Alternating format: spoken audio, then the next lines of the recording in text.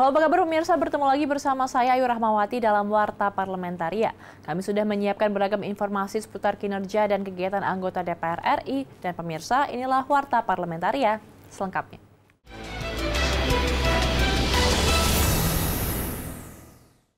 Komisi 10 DPR RI mendorong sektor pendidikan menjadi perhatian utama dan pertimbangan pemerintah dalam upaya penanganan pandemi COVID-19. Ditemui pada rangkaian kunjungan kerja Komisi 10 DPR RI ke Provinsi Sumatera Selatan, Wakil Ketua Komisi 10 DPR RI Agustina Wilujeng Pramestuti menyampaikan sektor pendidikan harus diberikan perhatian khusus dan serius dalam penanganan bencana, seperti halnya sektor kesehatan dan pangan. Kita masih butuh banyak anggaran untuk pendidikan, pemuda, olahraga, dan peningkatan ekonomi kreatif. Terutama kan pandemi COVID-19 ini pariwisata yang paling terpuruk. Nah, karenanya kalau bisa mungkin pemotongan-pemotongan yang dilakukan oleh Kementerian Keuangan itu juga diluncurkan untuk sektor pendidikan, pemulihan ekonomi kreatif. Agustina mendorong pemerintah memberikan jaminan aman bagi para siswa dan guru serta tenaga yang bergelut di bidang pendidikan sehingga proses belajar mengajar bisa berjalan dengan baik. Masalah pokoknya sebenarnya adalah peta jalan pendidikan itu produk hukum apa? Sebelum kita bicara isi, karena untuk menjalankan anggaran negara itu harus ada dasar hukumnya. Peta jalan pendidikan ini Kepres bukan, Perpres bukan, undang-undang bukan. Komisi 10 DPR RI bersama pemerintah terus berupaya mencari solusi terbaik agar pembelajaran tatap muka bisa segera dimulai, karena program PJJ sudah tidak efektif lagi. Dari Sumatera Selatan, Nur Fuad, TVR Parlemen, melaporkan. Komisi 2 DPR RI meminta Badan Pertanahan Nasional Pusat maupun daerah mensosialisasikan kepada masyarakat terkait penerapan program sertifikat tanah elektronik, di mana pemerintah akan memberlakukan sertifikat elektronik pada tahun 2021 sesuai peraturan Menteri ATR Kepala BPN nomor 1 tahun 2021 tentang sertifikat elektronik sebagai dasar pemberlakuan sertifikat elektronik. Ditemui usai rapat dengan BPN Kepulauan Riau dalam kunjungan kerja Komisi 2 ke Kepri, anggota Komisi 2 DPR RI Reska Oktoberia mengungkapkan penerapan sertifikat elektronik harus disiapkan secara matang, sehingga sistem tersebut nantinya dapat menjaga keamanan cyber guna menghindari kebocoran data dan duplikasi. Karena jangan sampai masyarakat kita mendapatkan false information, sehingga menjadikan suatu permasalahan baru lagi di masyarakat yang akibatnya karena ketidaksampaian informasi terkait hal ini. Jadi saya berharap BPN, baik pusat ataupun tingkat daerah, itu benar-benar melakukan sosialisasi terhadap masyarakat dan menyiapkan secara siap sekali terkait sistem yang akan membackup terkait dengan elektronik sertifikat ini. Wakil Ketua Komisi 2 DPR RI Saan Mustafa mengungkapkan, Kementerian ATR BPN Kepri akan melakukan proses uji coba sertifikat elektronik di Kota Batam. Kepulauan Riau, tadi Kementerian ATR BPN itu akan melakukan proses uji coba di Kota Batam. Karena memang dari sisi pendataan, Kota Batam ini selain tertata dengan baik, dan juga memang pendataannya itu udah hampir 100%. Dari Kepulauan Riau, Fitian Aunilah, TVR Parlemen, melaporkan. Wakil Ketua DPR RI Aziz Syamsuddin mengunjungi pasar tradisional Bukit Tinggi untuk melihat kondisi perekonomian usaha mikro kecil menengah atau UMKM di tengah pandemi COVID-19 yang berdampak pada penurunan hasil pendapatan para pelaku UMKM. Menurut Aziz, tinjauan ini guna meningkatkan daya beli masyarakat dan memberikan optimisme terhadap para pelaku usaha dengan membeli dagangan mereka. Aziz Syamsuddin pun mengajak seluruh pejabat negara, baik kepala daerah dan pusat, memperhatikan UMKM dengan membeli dagangan mereka sehingga perekonomian dapat kembali pulih. Sumbar, kita diminta untuk program-program pemerintah menjalankan UMKM dan mudah-mudahan dengan kita berkunjung dan saya mengajak seluruh masyarakat untuk membangkitkan kegiatan ekonomi khususnya UMKM sehingga roda perekonomian dan program PEN dari pemerintah untuk cepat bisa berjalan. Tapi tetap protokol kesehatan kita terapkan, Bu. Maskernya mana, Bu? Pakai. Ya, pakai nanti, Pak. Ya. Pedagang usaha mikro kecil di Bukit Tinggi, Mira, mengucapkan banyak terima kasih atas kehadiran dan kepedulian serta optimisme yang diberikan Wakil Ketua DPR RI Aziz Syamsuddin. Menurutnya hal ini merupakan bukti nyata bahwa pejabat negara masih peduli terhadap para pelaku usaha kecil seperti dirinya. Terima kasih banyak Pak ya untuk Bapak Haji Samsudin telah membeli barang saya, jualan saya. Alhamdulillah betul Pak, alhamdulillah betul. Terima kasih. Ya makasih ya Pak ya. Rohim Nugraha, TVR Parlemen melaporkan. Pemirsa jangan kemana-mana karena kami masih memiliki banyak informasi lain dalam Warta Parlamentaria. Di antaranya datang dari Komisi 5 DPR RI terkait refocusing anggaran jangan berdampak pada program masyarakat. Setelah jeda berikut ini.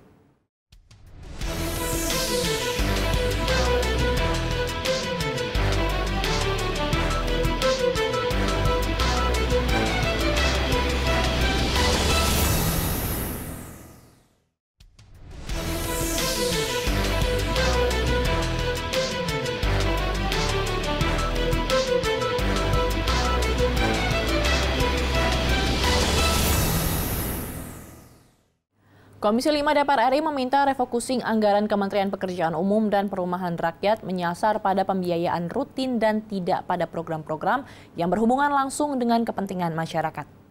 Ditemui di Gedung Nusantara DPR RI, anggota Komisi 5 DPR RI Novita Wijayanti mendorong Kementerian Pekerjaan Umum dan Perumahan Rakyat lebih selektif dalam melakukan penghematan. Ini sehubungan tingginya harapan masyarakat terhadap program-program yang telah disusun Kementerian PUPR. Refocusing ini kalau bisa dipilihkan dari anggaran-anggaran yang rapat, kemudian yang rutin gitu, bukan yang dibantu kepada langsung ke masyarakat. Anggota Komisi 5 DPR RI Tamanuri mengungkapkan program Kementerian PUPR seperti bantuan stimulan perumahan swadaya atau BSPS sangatlah dirasakan masyarakat. Tanuri berpendapat seharusnya program BSPS ini tidak dimasukkan dalam program yang mengalami penghematan di tahun 2021. Terutama seperti perumahan yang belum layak ini sebenarnya harus dipertahankan. Kenapa? Ini adalah dirasakan langsung oleh masyarakat. Yang tadinya masyarakat mempunyai rumah yang belum layak, baik ditinjau dari segi fisik ataupun dari segi kesehatan dan lain sebagainya. Di tahun 2021 ini, Kementerian Pekerjaan Umum dan Perumahan Rakyat mendapatkan beban refocusing sebesar 17,9 triliun rupiah. Dari sebelumnya memperoleh pagu anggaran 149,81 triliun rupiah menjadi 131,9 triliun rupiah. Hendra dan Ridwan, TVR Parlemen melaporkan. Komisi 5 DPR RI menyoroti kebermanfaatan dana desa yang telah digelontorkan Kementerian Desa, Pembangunan Daerah Tertinggal, dan Transmigrasi sebesar 70 triliun pada tahun 2020. Komisi 5 menilai banyak hal yang masih harus dievaluasi, diantaranya diperuntukkan bagi dana pembangunan desa. Hal tersebut dikemukakan anggota Komisi 5 DPR RI Tamanuri usai rapat kerja dengan Menteri Desa dan PDTT di Gedung Nusantara DPR RI. Tamanuri menyayangkan masih ada beberapa wilayah yang belum menggunakan dana desa sesuai dengan peruntukannya bagi pembangunan infrastruktur serta perekonomian desa. Yang saya harapkan itu adalah manfaatnya bagi masyarakat, manfaatnya bagi pembangunan desa. Nah, ini kita kaitkan juga dengan kondisi yang saya bilang tadi itu, yaitu dana yang tersedia oleh pemerintah itu cukup sedikit. Jadi kita nggak bisa terlalu banyak menuntut kepada kementerian ini apa-apa yang kita harapkan.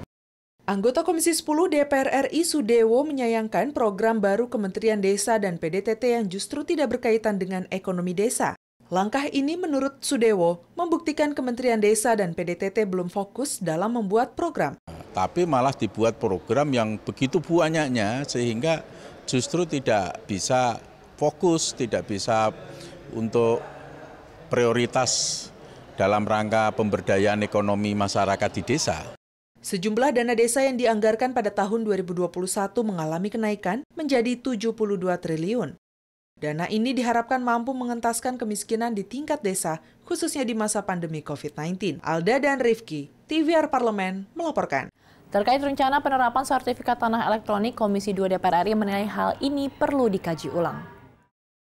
Komisi 2 DPR RI menyoroti masalah kesiapan pengurusan surat tanah elektronik di Provinsi Jambi. Wakil Ketua Komisi 2 DPR RI sekaligus Ketua Tim Kunjungan Kerja Syamsur Rizal mengatakan, rencana penerbitan surat tanah elektronik ini perlu dikaji ulang, mengingat hal ini akan berdampak luas terhadap masyarakat. dengan keputusan nomor 1 tahun 2001 ini. Walaupun itu tadi tujukan untuk masyarakat luas, tapi konsentrasinya pada perusahaan-perusahaan besar dan aset-aset yang dimiliki oleh negara, khususnya menyangkut dengan pertanahan. Namun kita mintakan kehati-hatian masyarakat ketika nanti dimintakan datanya, surat-surat tanah asli mereka oleh barangkali ada pihak-pihak yang tidak bertanggung jawab memanfaatkan situasi ini. Anggota Komisi 2 DPR RI, Wahyu Sanjaya mengatakan kebijakan Kementerian Agraria terkait sertifikat elektronik akan berdampak luas terhadap masyarakat. Dan kita juga belum pernah mendengar informasi bahwasanya program ini sudah dilakukan uji coba dan berhasil dalam skala yang cukup banyak untuk dilaksanakan di seluruh Indonesia ini. Dan saya juga minta pendapat dari para kepala daerah yang berkesempatan hadir saat ini adalah bupati, wali kota, atau mungkin PLT gubernur, apakah sertifikat elektronik ini layak untuk dilaksanakan di Jambi. Dari Provinsi Jambi, Rian Indrayana, TVR Parlemen, melaporkan. Komisi 11 DPR RI menilai insentif pajak yang digelontorkan pemerintah belum terserap secara maksimal. Di masa persidangan 2 tahun 2020-2021, Komisi 11 DPR RI melakukan kunjungan kerja ke Provinsi Jawa Timur. Komisi 11 DPR RI menilai insentif pajak yang digelontorkan pemerintah belum terserap secara maksimal. Dari alokasi yang dianggarkan sebesar 120 triliun, baru 20 triliun yang menggunakan termasuk di Jawa Timur yang porsinya terbilang kecil. Ditemui usai rapat, Ketua Tim Kunjungan Dolfi mengatakan pemberian insentif pajak belum memberikan dampak besar, khususnya untuk pelaku usaha. Pandemi COVID-19 ini dampaknya itu begitu dalam, sehingga bagi dunia usaha pun diberikan insentif pajak pun tidak dapat menjalankan usahanya. Pandemi COVID ini dampaknya begitu dalam, sehingga memang menyulitkan dunia usaha. Anggota Komisi 11 DPR RI Misbakun mengatakan, pemerintah harus memperhatikan agar pemberian insentif pajak ini bisa digunakan secara efektif oleh pelaku usaha. Menurut Misbakun, insentif pajak yang diberikan belum sepenuhnya digunakan karena banyak pelaku usaha yang sudah menutup usahanya. Kita bisa memahami, kita bisa mengerti terhadap turunnya penerimaan itu, tapi insentif itu juga memberikan dampak terhadap apa? Putaran dunia usaha, sehingga putaran dunia usaha itu juga memberikan kontribusi terhadap pertumbuhan ekonomi yang akan datang. Efektivitas insentif pajak yang diberikan pemerintah hingga saat ini belum memperlihatkan tren positif, karena situasi pandemi tidak memungkinkan orang untuk berkumpul, sehingga insentif pajak tidak terserap. Dari Jawa Timur, Andri Triana, TVR Parlemen, melaporkan. Pemirsa, kami masih memiliki banyak informasi lain dalam Warta Parlamentaria. Tetaplah bersama kami.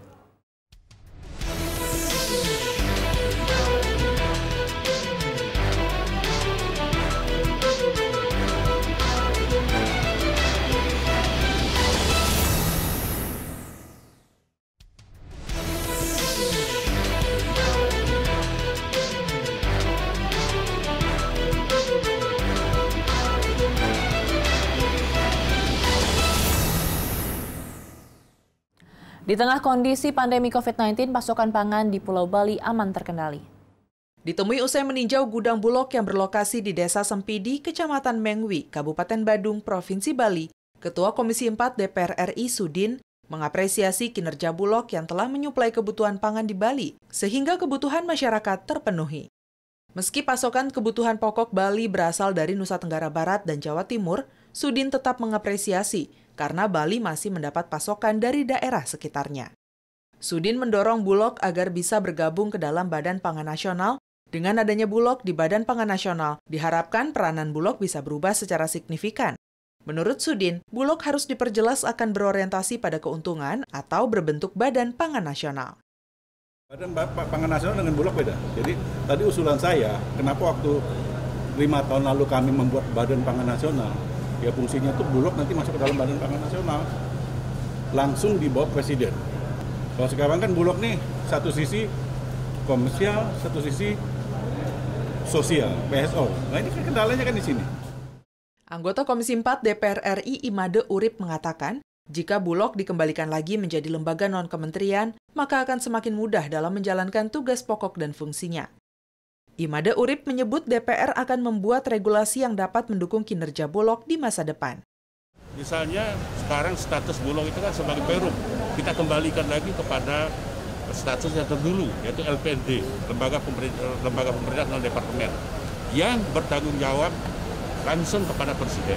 Ini lebih bagus, saya rasa kita kembali kepada LPD itu. Dari Provinsi Bali, Oki Zulindra, TVR Parlemen melaporkan.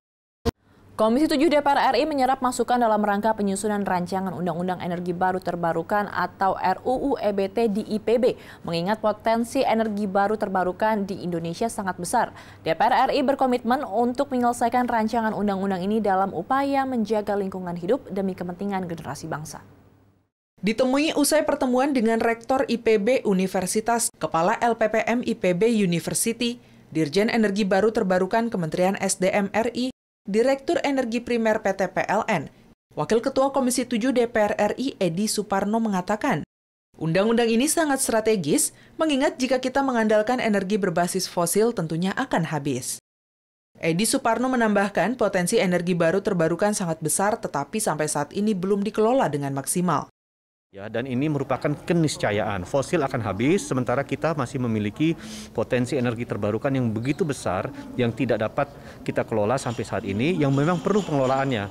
Ya, ditambah itu, kita secara legalistik formal telah mengeluarkan sebuah undang-undang 16 tahun 2016, ya, yang mensyaratkan kita untuk memiliki bauran energi tertentu di tahun 2030 dan 2050. Edi Suparno menyatakan DPR RI berkomitmen penuh untuk dapat menyelesaikan rancangan Undang-Undang EBT tersebut demi kepentingan jangka panjang karena energi terbarukan yang dimiliki bangsa Indonesia sangat berlimpah.